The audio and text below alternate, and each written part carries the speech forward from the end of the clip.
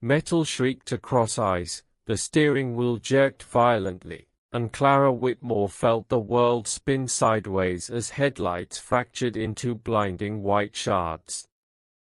Something moved in the road, too tall, too still, and then the car flipped into silence. When she opened her eyes, she couldn't hear the wind. That was the first thing that felt wrong. Snow pressed against the windshield like a suffocating hand. The dashboard flickered weakly. The radio hissed in and out of static. Her breath came in sharp clouds, trembling in the dim glow of the interior lights. The clock blinked. 7:13 p.m. Clara tried to move. Pain shot up her shoulder, but nothing felt broken. The car had landed upright, somehow. The engine was dead. The heater was dead. The world outside was white and endless. Ethan? Her voice cracked. In the driver's seat, Ethan Hale sat unnaturally still. Then he inhaled sharply. "I'm here," he said. Too calm. Clara turned toward him slowly. A thin line of blood traced down his forehead, but his eyes were clear. Focused. Almost expectant. "You saw that too, right?" she whispered. He didn't answer immediately. Instead, he looked at the clock. 7:13 p.m. "Yeah," he said finally. "I saw it." Outside, the wind returned in a low howl, as if someone had unmuted the world. Clara tried her phone. No signal. Not even emergency bars. Her chest tightened. "We need to call someone." "I told you this pass doesn't get reception," Ethan replied quietly. She turned sharply. "You said it would save us time. You didn't say it was a dead zone." He didn't look at her. "It usually isn't." "Usually." The word lingered. Snow kept piling against the windshield. The headlights flickered weakly before dying completely. Darkness swallowed them. Clara swallowed hard. "We have to get out. If the exhaust is blocked." "I know." They stepped into the storm. The cold was immediate and violent. It sliced through layers of clothing and bit into bone. The road behind them was barely visible. The bridge they'd skidded across had vanished under drifting snow.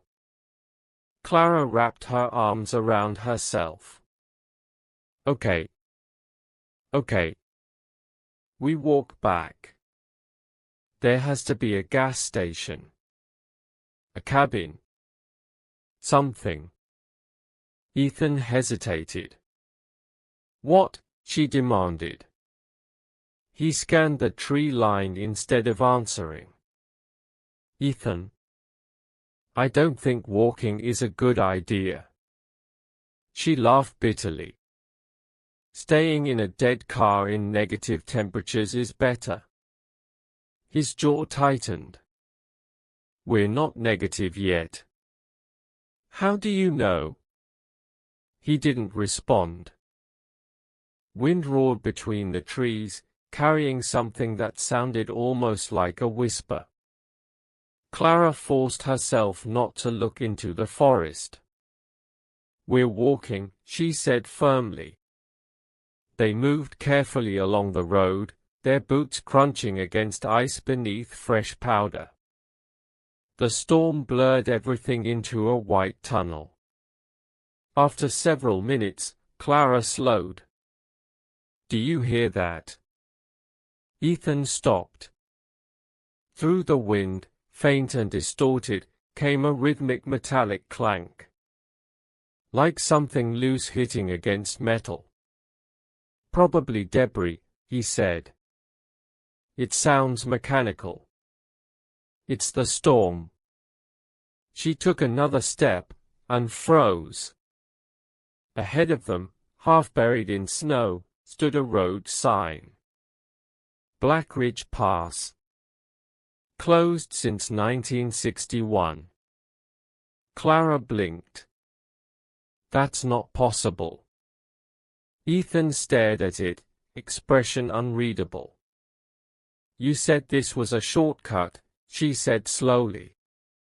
It is. It says it's been closed for over 60 years. He stepped forward, brushing snow from the sign. The letters were old. Rusted. Roads get reopened, he muttered. There's no tracks, she whispered. He didn't answer. A sudden flash of blue light flickered in the trees to their left. Clara spun toward it. Did you see that? Yes. It flashed again, like distant police lights distorted through snow. Relief flooded her. There's someone here. She moved toward it instinctively. Ethan grabbed her arm. Wait. Why? He stared into the trees, jaw tense. Because it's not moving. The light pulsed again. But it wasn't sweeping like headlights. It was stationary. Clara pulled her arm free. I'm not staying out here. She stepped off the road. The snow deepened instantly, swallowing her legs to the knee. Each step was a fight. The blue glow flickered between tree trunks ahead. Clara! Ethan shouted over the wind. Stop! She ignored him. The glow brightened. And then she saw it. A patrol car. Half buried. Ancient. Frost crusted over every surface. The blue light was rotating, but slowly. Too slowly. Like it was struggling. There, she breathed. She approached cautiously. The windshield was opaque with frost. The driver's door hung slightly open. Hello, she called out.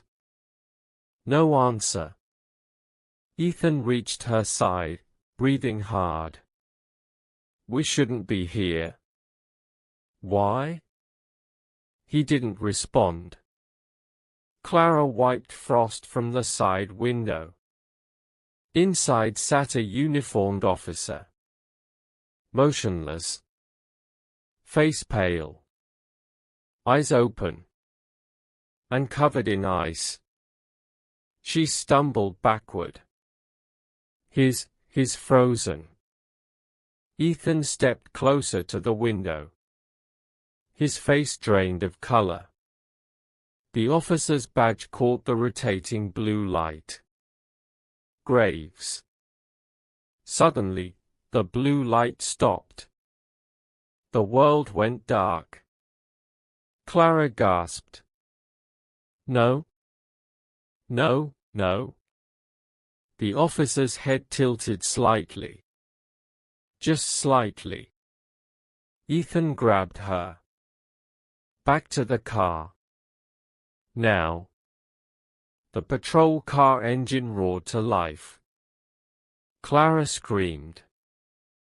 The headlights snapped on, blinding them. Snow erupted around the vehicle as if the ground itself was exhaling. The driver's door slammed shut on its own. Through the windshield, Officer Graves' frozen eyes shifted. Locked onto Clara. Ethan dragged her through the snow. They slipped, stumbled, clawed their way back to the road. Behind them, tires spun uselessly in ice. Then silence again. When they reached their car, Clara's hands were numb. Her heart hammered violently. "That wasn't real," she whispered. Ethan didn't answer. They climbed back inside. The dashboard flickered. The clock blinked. 7:13 p.m. Clara stared at it. "No," she breathed. Ethan looked at it too. His expression was different now. Less surprised. "You saw it change before, didn't you?" she whispered. He hesitated. "Ethan." "Yes." Her stomach dropped. "What do you mean, yes?" "I mean this isn't the first time." The wind slammed against the car. Clara shook her head. "Stop. Stop. We just crashed. We always just crashed." The words felt like ice in her veins. "What are you talking about?" He exhaled slowly, fog filling the small cabin. "We hit something. We wake up. The clock says 7:13. We try to leave. We find the patrol car. And then it resets." Her chest tightened painfully. "That's not funny." "I'm not joking." "How many times?" she whispered. He looked at her. "I don't know." Silence swallowed them. Outside, faint blue light flickered again in the trees. Clara's breathing grew shallow. "Why do you remember?" "Because I didn't the first few times." Her heart skipped. "Few?" He swallowed. "It started with déjà vu. Then flashes. Then I started staying conscious longer. And you didn't think to tell me. You never remember." Anger flared through her fear. "That's insane." "Clara," he said softly, "I think we died on impact." She stared at him. "You're not serious." "The bridge. The spin. We shouldn't have landed upright like that." "That's shock talking." "Is it?" The wind outside quieted abruptly. Too abruptly. Both of them froze. In the distance, boots crunched against snow. Slow. Deliberate. Clara's voice dropped to a whisper. "Tell me that's not him." Ethan didn't respond. The footsteps circled the car. Crunch. Crunch. Crunch. Then stopped outside her door. The handle twitched. Clara's breath caught. The handle turned slowly. And the door opened. There was no one there. Only darkness and wind. But in the snow beside the car, footprints. Leading up to her door. And stopping. Not turning away. Not circling back. Just stopping. Clara's voice trembled. "He's here." Ethan leaned toward her, eyes steady. "Listen to me. We don't have much time before it resets again." "How do you know that?" "Because it always escalates." "Escalates how?" The temperature inside the car seemed to drop instantly. Frost crept across the inside of the windows. Ethan's gaze shifted past her. Clara turned slowly. Officer Graves stood behind the car now. Not frozen. Not buried. Standing. Watching. The clock flickered violently. 7:13 p.m. And the world went black again. Clara jolted upright in the passenger seat. Snow pressed against the windshield. The radio hissed. The clock blinked. 7:13 p.m. This time, she didn't scream. She just stared at Ethan. He was already looking at her. "You remember," he said quietly. And for the first time, she did. Clara's breathing was steady this time. Not calm, steady. Like someone bracing for impact. The snow was in the exact same position on the windshield. The crack in the glass formed the same spiderweb pattern. The blood on Ethan's forehead traced the same thin line toward his eyebrow. The clock blinked. 7:13 p.m. "I remember," she said. Ethan didn't smile. He didn't look relieved. If anything, he looked afraid. "That's new," he muttered. Her eyes locked onto his. "How many times?" He hesitated. "Ethan." "I stopped counting after 12. Her stomach dropped. 12. At least. And every time, her voice wavered. "Every time that thing comes." "Yes." Clara swallowed hard and looked toward the windshield. Nothing there yet. The trees stood still. No blue light. No footprints. Just silence. "So what changes?" she asked. He shook his head. "Small things. The order. The intensity. Sometimes the patrol car appears first. Sometimes we hear him before we see him. Him. Officer Graves. You know his name. I saw the badge the first time." Her pulse quickened. "And you didn't think to mention we were being stalked by a dead cop?"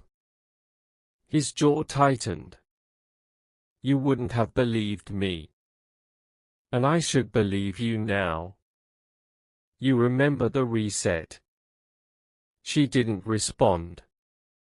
The cold crept in again, subtle but undeniable. Clara forced herself to think. Panic was useless. "Okay. Let's assume you're right.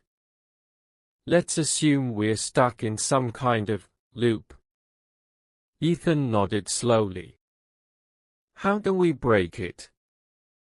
His eyes flickered with something she couldn't read. "I don't know. That's not good enough. I've tried different routes. Different timing. Staying in the car. Leaving the car. Confronting him. Avoiding him. And? It always ends the same. How?" He hesitated too long. "How?" she pressed. "You freeze." The words hit harder than the crash. "What?" "You start losing feeling in your hands. Your lips turn blue. I try to warm you up. He appears. And then everything goes black. Her chest tightened painfully. And you? I don't remember after that. Silence filled the car. Clara's mind raced. If we always reset at 7:13, maybe that's the moment we died. I thought that too. So what happens at 7:14? He stared at the clock. It's never reached 7:14. The wind outside rose sharply, rattling the vehicle. Clara jumped. Okay, she said, voice trembling but firm. Then this time we don't follow the pattern. Ethan studied her. What are you suggesting? We don't go to the patrol car. We don't leave the road. We don't react the way we did before. And if he comes to us, then we don't run. A flicker of fear crossed Ethan's face. You've tried fighting him, she said. What about refusing him? He frowned. Refusing? Yes. What if this isn't about escaping? What if it's about something else? The wind stopped again. Too sudden. Clara's pulse thudded in her ears. There, Ethan whispered. From the side mirror, a faint blue glow began pulsing between the trees. Don't look, Clara said. I have to. No, she snapped. You said it escalates. So we don't escalate with it. The glow brightened. The sound of tires crunching slowly through snow echoed from somewhere unseen. Clara squeezed her eyes shut. I'm not playing your game, she whispered under her breath. Whatever you are. The blue light intensified, flooding the interior of the car in cold flashes. Ethan's breathing quickened. He's closer than usual. Don't open the door. I'm not. Boots crunched outside. Slow. Measured. Deliberate. They stopped at the hood of the car. Clara felt it before she saw it. The weight of something watching her. Her eyes fluttered open. Officer Graves stood inches from the windshield. No frost. No decay. Just a pale face and unblinking eyes. He leaned forward slightly. Tap. Tap. Tap. His knuckles knocked against the glass. Ethan flinched. Clara didn't move. The officer's head tilted. Tap. Tap. Tap.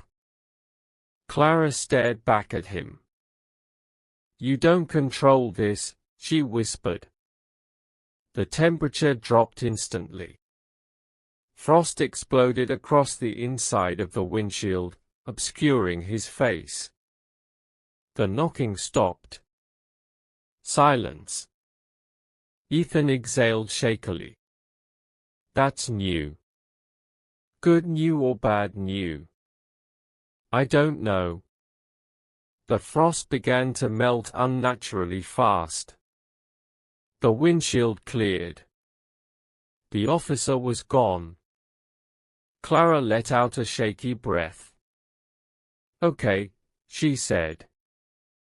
That's progress. The car shook violently. Something slammed into the back bumper. Clara screamed.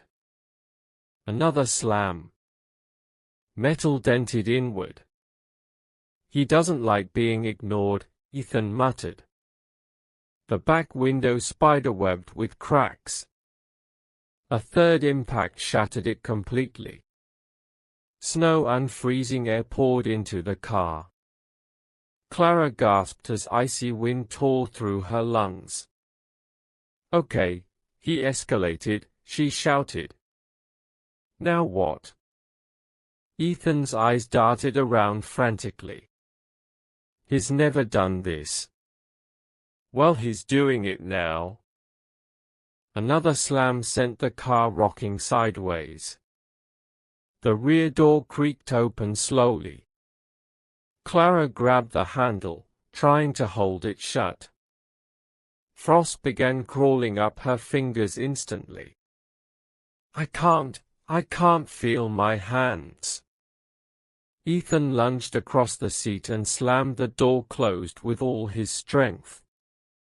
The moment it clicked shut, everything stopped. No wind. No cold. No sound. The car interior warmed suddenly. The broken back window was intact again. Snow vanished from inside. Clara's hands regained feeling. She stared at them in disbelief. The clock blinked. 7:13 p.m. "No," she breathed. Ethan stared at the dashboard. It didn't reset fully. "What do you mean?" The window was broken before it went black. She looked back. The glass was whole. "But we didn't wake up," she said slowly. He turned to her. "You're right." They were still conscious. Still at 7:13. Clara's heart pounded. So it's not just time. It's reacting to us. Ethan nodded faintly. Like it's adjusting. To what? To resistance. Silence hung between them. Then Clara's voice softened. "Ethan, why were you on this road?" He stiffened slightly. "Shortcut." "No." "Why really?" He avoided her eyes. "You said you admired me. You said you knew about my philosophy class. You knew where I was going. That doesn't mean anything. It means you chose this route." His jaw tightened. "Did you know about Black Ridge Pass before tonight?" "Yes," he admitted quietly. Clara's chest tightened. "How?" "I read about it. Years ago." "Why?" He hesitated. "Because of you." Her breath caught. "What does that mean?" He stared at the clock again. 7:13 p.m. "I wanted something memorable," he said quietly. "A story. An adventure." "An adventure?" Her voice cracked with disbelief. "You took me on a closed mountain pass in a blizzard for an adventure." "I didn't think it was actually closed," he shot back. "I thought it was just legend. Urban myth. You gambled with my life." He flinched. The wind began rising again outside. Clara leaned back slowly. "So maybe he's right," she whispered. Ethan's head snapped toward her. "What?" "Maybe you brought me here." The blue light flickered faintly in the trees again. This time, slower. Almost patient. Clara's voice trembled, but she didn't look away from Ethan. "If this place traps people connected to it, if it punishes something." "I didn't mean for this to happen," he said sharply. "But you chose the road." Silence. Then boots crunched behind the car again. Closer than before. Clara didn't turn. Maybe this isn't about escaping, she whispered. Maybe it's about responsibility. The driver's side door handle lifted slowly. Ethan didn't touch it. It lifted on its own. Officer Graves' voice drifted through the wind for the first time. Low? Distorted. You chose. Clara's blood ran cold. Ethan's breathing turned shallow. I'm not opening it, he said. You don't have to, the voice replied. The door swung open by itself. Graves stood there, snow swirling violently around him. His gaze locked onto Ethan. You chose. The clock flickered violently. 7:13 p.m. Clara turned to Ethan slowly. What did you do? He looked at her, and for the first time, guilt outweighed fear in his eyes. I thought if something happened, I could fix it. The wind screamed. Graves stepped forward. Clara grabbed Ethan's arm. If this is about choice, she shouted over the storm, then we make a different one. Everything went dark. But this time, she didn't wake up in the car. She was standing on the bridge. Alone. Snow fell softly. No storm. No wind. The car was upright in the middle of the road. Untouched. The clock on the dashboard glowed faintly. 7:13 p.m. And Ethan was standing at the edge of the bridge. Looking down. If this is gripping you so far, stay with it.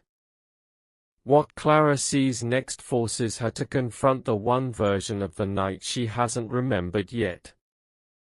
She took a slow step toward him. Ethan? He didn't turn. You don't remember this part, he said quietly. Her pulse hammered. What part? He finally looked over his shoulder. The part before we crashed.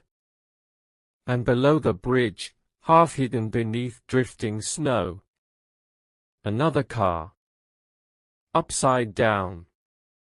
Crushed. Blue patrol lights faintly flickering inside it. Clara's stomach knotted as she stared at the car beneath the bridge. The patrol lights flickered weakly, but there was no movement inside. Yet she could feel it, the weight of something watching. Her breath puffed in short, sharp clouds, though the air was unnaturally still. The snow felt softer here, almost staged. Like the storm had never really touched this part. She stepped closer to the edge of the bridge. Ethan, she called, voice barely audible. He didn't turn. He was staring down at the wreck. His hands clenched at his sides, knuckles white against the dark gloves. The faint blue light reflected in his eyes, making them look hollow. Why are we here? She whispered. He finally looked at her. Because we're about to remember. Clara shivered. Remember what? The part of the night you weren't awake for. The part one couldn't stop. The part one failed. Her pulse quickened. Failed at what? He hesitated, then took a step toward her. Keeping you alive. Before the crash. Her mind raced. You mean, before we even reached the bridge? He nodded. I thought I could guide it. Guide fate. But it doesn't bend easily. A faint scraping echoed from the snowy tree line below the bridge. Clara froze. The sound was rhythmic, like metal dragging across ice. Her instincts screamed to run back to the car, but something held her in place: curiosity, terror, or maybe understanding that there was no safety in retreat. Ethan swallowed hard. It's here. Clara's eyes widened. What is that? He whispered, pointing down. That's what started the loop. She followed his gaze. Beneath the bridge, the crushed car was slowly turning over on its own, metal groaning as if alive. The broken windshield shimmered, frost forming and melting in impossible cycles. The blue lights pulsed in the cabin, synchronized with the faint heartbeat she could feel in her own chest. Clara stumbled back. It's moving on its own. Ethan took her hand, surprisingly firm. We've seen versions of this before. But never this close. Never this precise. Her stomach dropped. Versions? He nodded. Each loop is slightly different. Each reset teaches it something. Changes the way it hunts us. The wind picked up again, though the air was still. Frost crawled along the bridge railing, forming jagged spires. Clara felt the cold seep through her boots and gloves, clawing into her bones. Clara, Ethan said urgently, look at the car. Watch the patterns. It's not random. It's learning. It knows our reactions. Clara's heart raced. Then what do we do? How do we? A scream cut through the air, muffled but familiar. Her own voice echoed inside her skull. The sound of the other Clara, the version that had already failed, shook her from the inside out. Ethan tightened his grip. It escalates when we panic. That's how it punishes us. That's why it resets. Clara tried to steady her breathing. Then we don't panic. You can try, he said, his voice tight. I've tried a dozen times. But the fear, it's instinct. An instinct is predictable. They watched silently as the crushed car shifted again. Snow slid off the roof in a perfect cascade, revealing the interior. Frosted bodies, or shapes she refused to identify, twisted under the blue light. One figure, unmistakably human, moved its head slowly, turning toward the bridge. Clara swallowed. It's alive. Ethan shook his head. No. But it's watching. It learns from everything we do. The temperature dropped sharply, stealing her breath. Her fingers lost feeling again, despite gloves. She clenched her fists, forcing herself to focus. Ethan. I can't feel my hands. He grabbed them immediately, rubbing warmth into her fingers. Focus on me. Don't look at it. Don't react until I tell you. Clara obeyed, forcing her gaze on his face. Her eyes met his, and she saw it, something she hadn't noticed before. Not fear, but determination. Purpose. A willingness to sacrifice. The blue light pulsed more rapidly now, synchronized with a low, humming vibration beneath the bridge. The air seemed thick, almost viscous, as if gravity had changed. Clara's knees trembled. "We need to go down there," Ethan said. She shook her head violently. "No. Are you insane? We've seen what's waiting. It's the only way to end it," he said. "We don't run.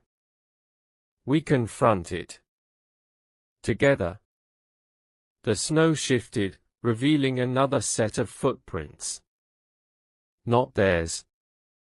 Parallel to the bridge railing, leading directly toward them. Larger than human. Clara's mouth went dry. "It's him. Graves." Ethan looked away from the footprints, focusing on her. Not just Graves. Something older. Something that's bound to this pass. It wants the cycle to continue. But it's also reactive. And reactive means there's a weakness. Her mind spun. Weakness? We've seen nothing survive this before. Because we always panicked, he said. This time, we don't. We act differently. That's the only variable it hasn't fully accounted for. Clara's pulse raced, a mixture of dread and hope. And what variable is that? Ethan's expression softened. Us choosing to act instead of react. The snow swirled violently. The air shimmered as the crushed car emitted a low, mechanical groan. The frost on the bridge railing crept closer toward them, almost like fingers reaching. Clara swallowed. I'm ready," she whispered. Ethan gave her hand a firm squeeze. "Then let's go." They stepped off the bridge slowly, boots crunching in the snow, toward the wreck below. The world seemed to fold around them. Shadows stretched unnaturally. The blue light flickered erratically. Clara's stomach churned with every step. "You first," Clara said, voice barely audible. Ethan shook his head. "Together. Step together." Their boots hit the icy road. The vibration beneath their feet intensified. Frost exploded upward, forming crystalline spikes that threatened to impale them if they moved too fast. They slowed, careful, measured, synchronized. The crushed car was closer now, the blue light pulsating like a heartbeat. Inside, frozen shapes turned slowly to observe them. Clara felt her own heartbeat mirrored in the pulses. She took a deep breath. We're changing something just by standing here." "Yes," Ethan said. "We're asserting choice." Another loud scrape reverberated through the snow. Clara froze. Above them, the bridge groaned. Ethan whispered, "Ignore it. Focus on the path. On us." They reached the crushed car. The metal groaned, shifting slightly. The shapes inside writhed just enough to make her stomach twist. The blue light flared. Clara's hands went numb again. She looked at Ethan, panic rising. "Focus on me," he said firmly. "Now." She did. She forced her mind to quiet, to lock onto his eyes, his breath, his presence. The wind and snow and pulse of the blue light became background noise. The shapes paused. The light dimmed. The vibration softened. Clara gasped. Did we stop it? Ethan shook his head. Not yet. But it's listening. A sudden snap echoed behind them. Frost shattered in the distance. They turned slowly. A figure stood at the edge of the tree line. Taller than human. Shaped like a man. Not Graves exactly, but his presence radiated the same oppressive weight. Clara swallowed hard. It knows. Ethan's grip tightened. Yes. But it hasn't predicted our next move. The figure stepped closer. Shadows stretched unnaturally, reaching toward them. Clara felt an instinctive pull backward, but she forced herself to stay. Remember, Ethan whispered. Together. Step together. Decide together. Act, don't react. Clara nodded, teeth chattering. I'm ready. The figure stopped, hovering just beyond the first set of footprints leading to the bridge. It seemed to watch them, calculating, waiting. Clara swallowed. Do we? Ethan's voice cut through sharply. Move. They stepped forward in perfect unison. Every crunch of snow measured. Every breath synchronized. The blue light pulsed violently, faster, brighter. The frost reached higher along the bridge railing. The figure didn't advance. It observed. Clara felt the weight of every loop, every reset, every failed attempt pressed down on her. She could almost feel versions of herself frozen in other iterations, screaming, panicking, failing. But this version, this one, was different. They reached the side of the crushed car. Clara's heart hammered. The wind howled around them, but she held onto Ethan's hand. He leaned down toward the wreck. We're not running. We're not panicking. We're choosing. A shard of ice shifted. The figure flinched. Its form wavered for the first time. Clara's breath came faster. We're changing it. Ethan nodded. Not fully yet. But we've got its attention. The blue light dimmed. The vibration softened. Clara's hands regained full sensation. The frozen frost on the railing began melting, dripping slowly. For the first time in what felt like an eternity, Clara could breathe without panic. Ethan glanced at her. You ready for the final step? Clara nodded. Whatever it takes. The figure beyond the tree line hesitated, then slowly retreated. Not gone, just assessing. Watching. Ethan extended a hand. Let's finish this. Clara took it. Together, they stepped forward toward the wreck, the weight of every past loop pressing against them. Every heartbeat, every tremor, every fear concentrated in this moment. The storm had disappeared. Snow fell softly, innocuous now. Yet the pulse of the blue light lingered faintly, as if the world itself were holding its breath. The clock blinked. 7:14 p.m. And the world shifted. The moment the clock blinked 7:14, the world shifted around them like water in a glass. Clara felt the icy weight of the loops lift slightly from her chest, replaced by a strange lightness.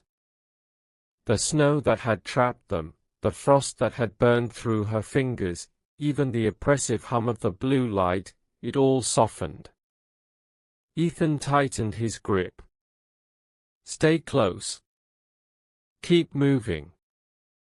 Clara followed him, stepping around the crushed car, now inert, almost lifeless. The blue light pulsed faintly but was no longer threatening. The figure from the tree line had vanished, leaving only faint footprints in the snow that disappeared before she could follow them. Her heart still pounded. "Did we break it?" Ethan didn't answer immediately. Finally, he said quietly, "Not entirely. But we've shown it we can choose." Clara frowned. "Choose what?" "Survival. Action. Not fear." Another crack echoed from the trees, subtle, deliberate. Clara froze. "Ignore it," Ethan said firmly. "Focus on us. Focus on this moment." She nodded, gazing at him, feeling the warmth he radiated. For the first time, she realized, in every loop, it wasn't just snow, storm, or the officer, it was their fear that fed the pass. They began moving together, carefully, methodically. The loops were broken. Clara's eyes drifted toward the horizon, where the first hints of pale light began to show. "Morning," she whispered. "Yes," Ethan replied. "We made it to morning." A soft crunch echoed behind them.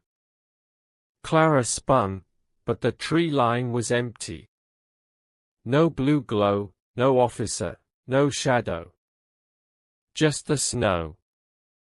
Just silence. Ethan's voice cut softly, gently. "Clara, you've been brave. I've never seen anyone withstand this the way you have." Her chest tightened. "I couldn't have done it without you." He shook his head. "You did this. I guided, maybe, but you chose. Every step. Every breath. That's what mattered." Clara forced herself to smile. "I think I understand now. The loops, the resets, the fear, it's all been about learning to act instead of panic." Ethan nodded. "Exactly. And that's why we survived." For the first time in hours, maybe days, the world felt normal again. The snow fell gently, peacefully. The bridge beneath their feet felt solid. The air smelled like winter, cold, but clean. Clara's mind still raced with questions about the patrol officer, the loops, the blue light, but one thing was clear. They had broken the immediate cycle. She glanced at Ethan, hesitating. "What happens now?" she asked. He looked toward the pass, then back at her. "We leave. Slowly. Carefully. Step by step. And never forget what this night taught us." Clara nodded. She took his hand, feeling the warmth for the first time since the loops had begun. Together, they moved back toward the main road, every step deliberate, every breath steady. The snow beneath them began to thin.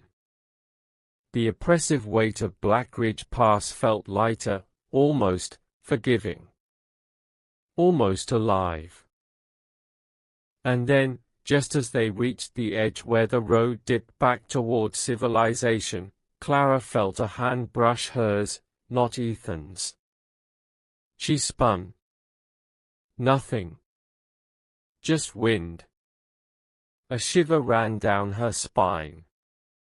Somewhere in the trees, far back toward the bridge, the faintest hint of blue glimmered, soft, distant, almost like a warning. Ethan noticed her glance. "Don't look back," he said firmly. "We survived. That's enough for now." Clara nodded, gripping his hand tighter. She took a deep breath. For the first time, she felt the possibility of hope, tempered with caution. Black Ridge Pass had not released them entirely. It never would. But they had survived. And for now, that was victory. As they stepped onto the forested road leading out of the cursed mountain pass, Clara glanced at the snow-covered bridge one last time. The light was gone. The figure was gone.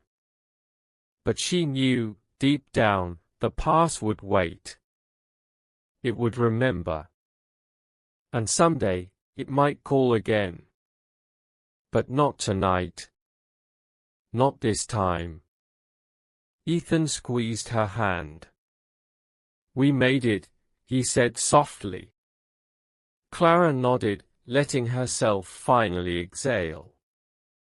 The loops, the fear, the frost, the officer, they were behind them.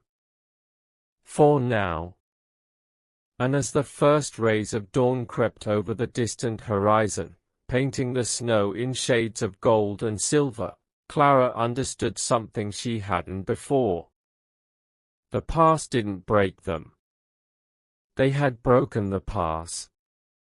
Or at least, the version of it that hunted them. The memory of the loops, of fear, of countless resets, would stay with her.